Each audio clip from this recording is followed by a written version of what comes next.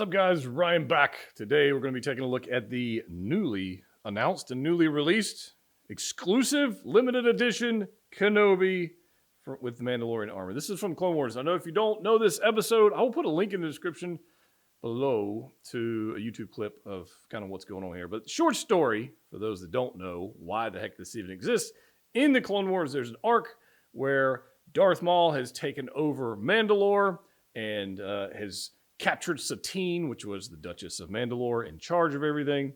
And Obi-Wan's love interest, we'll put it that way. Definitely a love interest for Obi-Wan. If there was anybody that was ever going to turn him from being a Jedi and running off and being running off with the ladies, it was going to be Duchess Satine. Clearly he didn't. However, he went back to Mandalore disguised in this armor to take on Darth Maul, and unfortunately, well, it didn't work out so well. We'll put it that way. But it's a great story arc, and they've taken that, the animated series, put it in live action, and here we go. So this is super limited edition, but it's okay because it's such a niche thing that most people didn't. I say most people. A lot of 6-scale collectors had no idea why this was a thing. But now you have a little bit of information on it. Now, I did get mine from Pop Collectibles. If you want one, they're probably sold out, but link in the description below for them as well. That's where I get all my stuff. So this is TMS 126, Obi Wan Kenobi, Mandalorian armor. Now, funny enough, this showed up before the Kenobi show Kenobi figure that they announced last year. And it's been delayed. Anyways, I don't know what the hell's going on with that thing. That's crazy. But here it is in his Mandalorian armor. It is exclusive. It is sold out most everywhere. And to get this in the collection is, I'm very happy about that. Not because it's limited, but because I know the freaking story. It's Clone Wars. Here's the artwork. We'll talk more about this another time. But there's the artwork. It looks quite good. There's the new head sculpt with the rolling eyes. And it looks pretty good. Let's go ahead and get into this thing. Now, I do have, I went ahead and took all the plastic stuff off of this thing. But that's about the extent of my experience with this figure. Let's go from here. Let's see what we got in here. We've got some accessories. Oh, it's taped up. Look at that.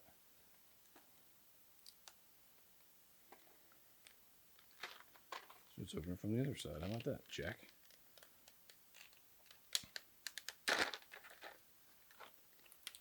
We've got some accessories here. We've got some hands, got some lightsabers, some USB. We've got some blasters. Take a look at that a little bit. Get that out of the way. And let's get into the unboxing part. So we've got the head sculpt for Kenobi, which is the same one on the General Kenobi that you probably haven't seen that video yet. My video is coming out. I do have that one in. And then we've got the armor. We've got the jetpack. We've got lightsaber effects. We got Hot Toys crazy USB thing going on. But let's take a look at the armor real quick. And let's just get everything out of the box. Let's do that. As far as display stands, that's a display stand. Whatever. We got a head sculpt. I am very interested in that. And then we've got our jetpack. You know what? Let me just get all this stuff out of here. All right, let's talk about these accessories. First off, let's start with the stand, which is just a typical Star Wars stand. There's nothing really particularly awesome about this. The fact that he has a jetpack and a crotch grabber and no flight stand, I think that's kind of silly. Thankfully, I have plenty of flight poles. But anyways, like they didn't even go through. They didn't even do like the dry brushing. Like a lot of times we see dry brushing and silver. All right. Anyways, not here for that. We do have a tool here for maneuvering the eyes on the head sculpt. This is very helpful a lot of the time. Sometimes you can use your hands. Sometimes you can't. This is a good thing to have around. We've got plenty of those in the collection. And then we have a jetpack that is actually quite nice. Nicely painted. Nice grays, red highlights, nice weathering going on all over it. It is magnetic, thankfully. If they went back to them hook things, man, I would not be pleased. But thankfully, it's just magnetic, so that looks very nice. Nice little metallic paint going on here with the little silverish bits. It looks good. No blast effects. So no flight stand, no blast effects. So, that's okay too. It's fine. We got his blasters here. These look great. These for a more civilized time. These are for, well, he was Mandalorian, fighting with people. So he got somebody's armor. And I guess he got their blasters. So here we go. These look actually quite good. We've seen this mold before. Nothing new here, but the paint application is great. Nice weathering all the way around. Got some gray, got some silver, got some like graphite-ish colors going on. Those look great. Got a pair of those to go into his holster. And then we have this. This is the USB lightsaber hilt for the Mandalorian version of Obi Wan Kenobi. I will not be using this. There's 0% chance I have a fusion reactor hilt that I'll be using because this is, just look at this. You've got to have this guy, which you can use, you know, the regular blade or the swooshing effect blade or whatever you want to do. You got to hook this guy up, and that goes into here, right? And then you got to attach this to the stand or to the belt or something on the figure. So you got one wire going there, got that going on here. And then they don't even include the USB-C plug that you need to power the thing. That's stupid. In addition to that, it's weak as hell. So there's a 0% chance of me using any of this stuff ever. Not going to do it. There's that. Now, I will say this. The hilt looks beautiful. Like this nice paint application they've got going on, like some copper, and we got some gold and bronze.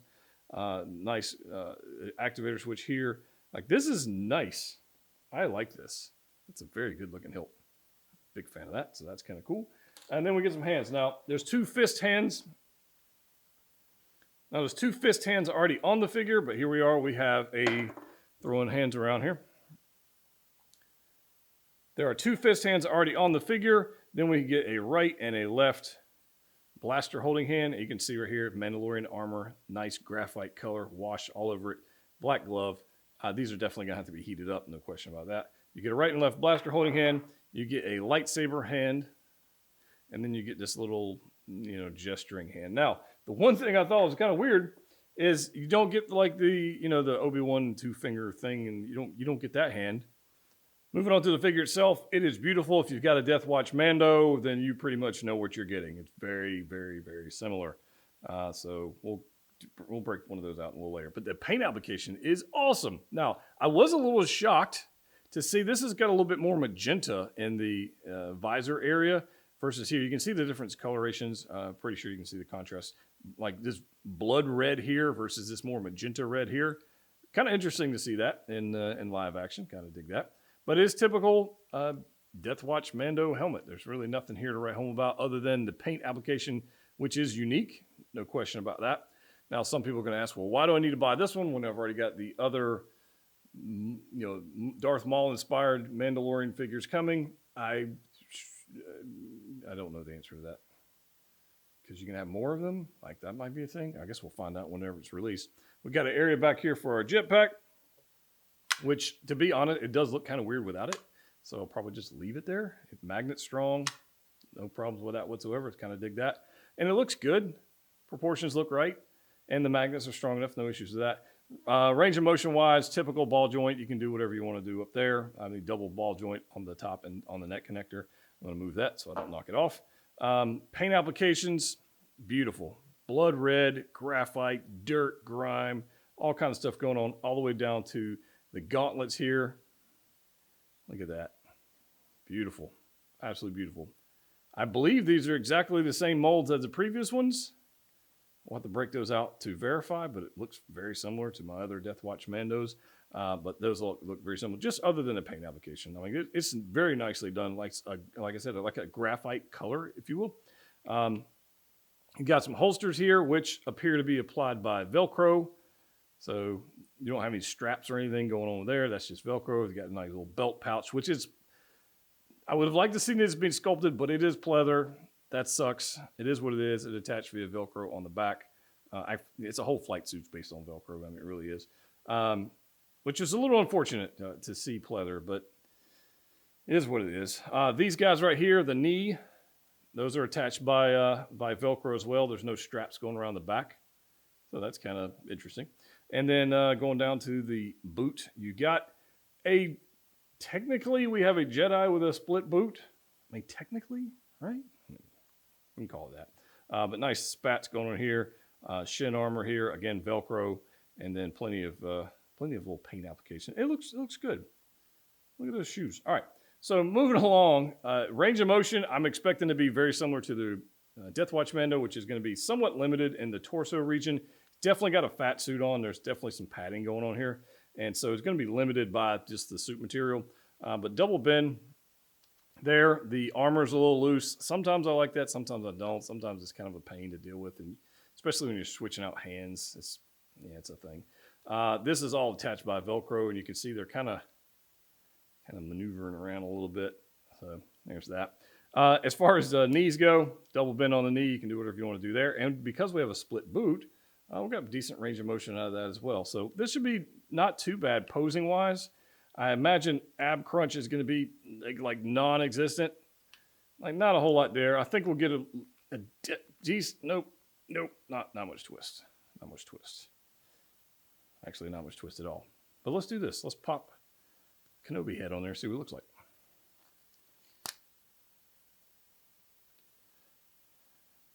Now we do have a different kind of adapter here, so switching helmets is not going to be a thing. Make sure you go straight up with that. That would be, I mean, finding a replacement for this, that's not going to happen. So anyways, let's just pop this guy on here. A little different adapter here. So does that mean you can't use this on the other Mando? Yeah, that's exactly why they did that. So you couldn't use this head sculpt on your other Hot Toys. Hot Toys doing Hot Toys things. And there's our Kenobi. He looks quite good. I like the head sculpt. It's not perfect, but I will say I think this is the best Ewan McGregor head sculpt we've seen to date. We'll be able to see it with some better lighting, but I think this is the best one we've gotten to date. I really do. Even with the little mustache thing going on, I get it. There is a top lip there. I don't know if you can see it, but there is one there. And we do have the moving eyes function, which I dig very much. Honestly, that is the best Ewan McGregor sculpt we've got to date. No question about it. Now, the question is now, what will he look like posed up? How awesome is it going to be? And I do have the General Kenobi figure. In fact, let me show you this. So they're here. It's the same sculpt. Well, this is a separate video. Let's go ahead and get this guy posed up. All right, guys, here's Kenobi posed up with the head sculpt. I don't think I'm going to end up using the helmet. We'll see, but maybe some fighting. I don't think so. Like, he only wore the helmet when he was pretty much just landing on Mandalore, and outside of that, he didn't really wear the helmet. So there's that. So I'm probably not going to use it. But there we go. The sculpt looks great. The armor looks great. The colors look great. It's a great figure. I'm super happy with it. A couple things that I would change just after a little bit of time. You know what? Let me go ahead and make him spin around for you guys for just a second. A couple things I would change. He's a little poofy, and I mean like the fat suit they gave him. He's a little more bulky. And maybe it's, hey, look, I put on Mandalore armor, and he got some extra padding to deal with Darth Maul and whatnot. So maybe, I don't know. But to me, he's a little chunky, and he doesn't need to be. So I may remove some of that and deal with that. Because it does limit the range of motion in the torso a significant amount. So I don't know. We'll see about that. Outside of that, I think everything else looks pretty freaking good. We'll zoom in here a little bit, and you can see a little bit closer look at the sculpt.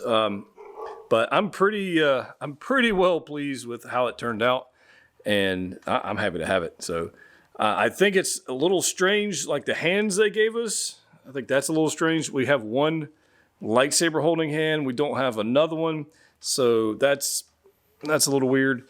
We'll see how, posing wise, how that's going to play out. I'm not 100% sure. We got some blasters, and those are cool.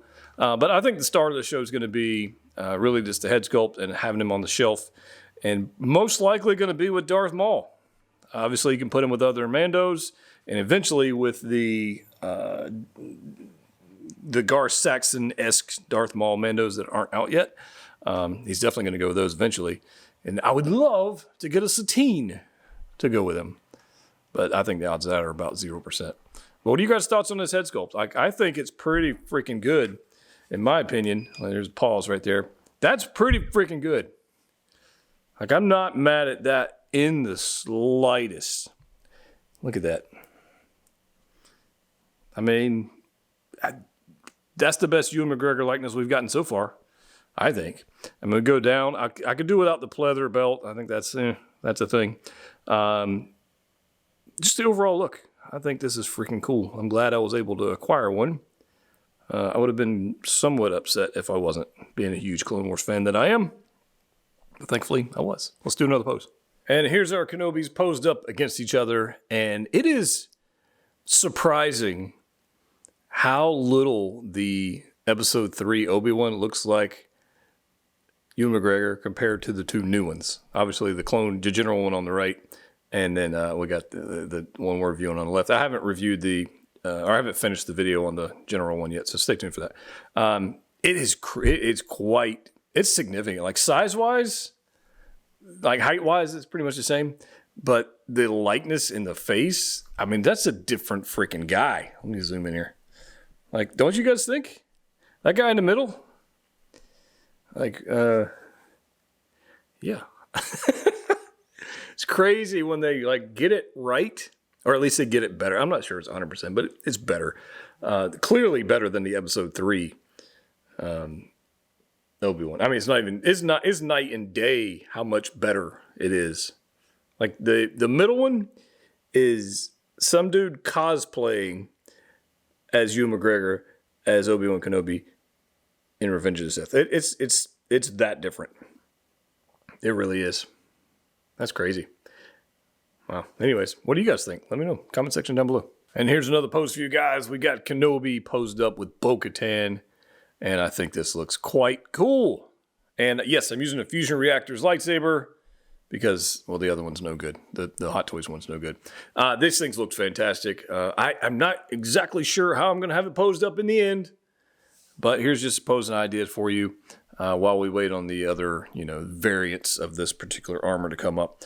So posing-wise, not the easiest thing to do, as you can imagine with the fat suit. It definitely limits what I've got going on here, and I can tell you, it's probably going to end up leaving. It just limits the range of motion in the hip and leg area for sure. I mean, there's no reason Kenobi to be that padded. It just doesn't make any sense.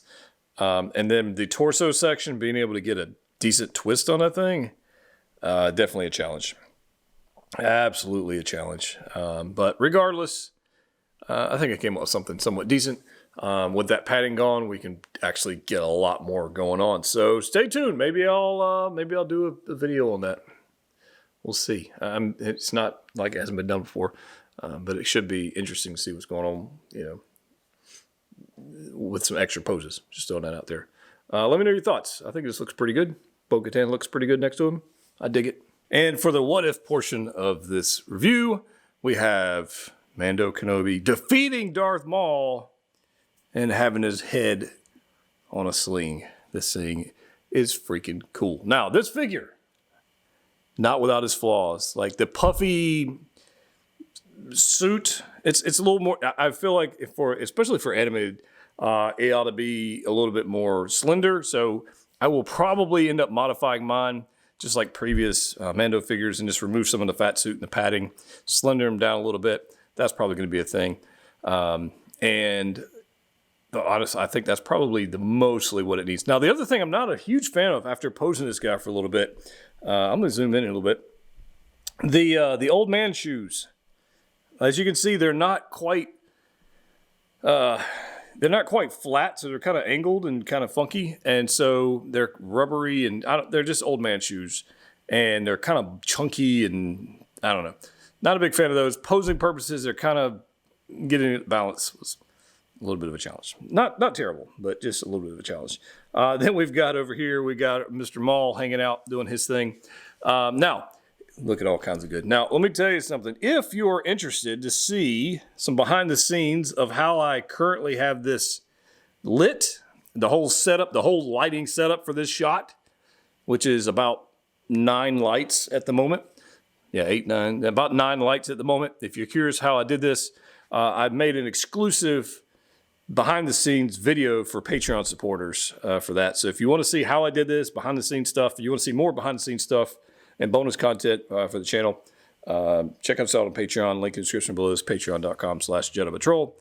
You can sign up for as little as $5 and you get behind the scenes access. You get meetups in Discord, Facebook group, all that kind of stuff. So, check it out. Load Heavy support channel. This guy is pretty freaking sweet. That's all I have to say about that. So collect what you like. I think this is awesome. See you next time.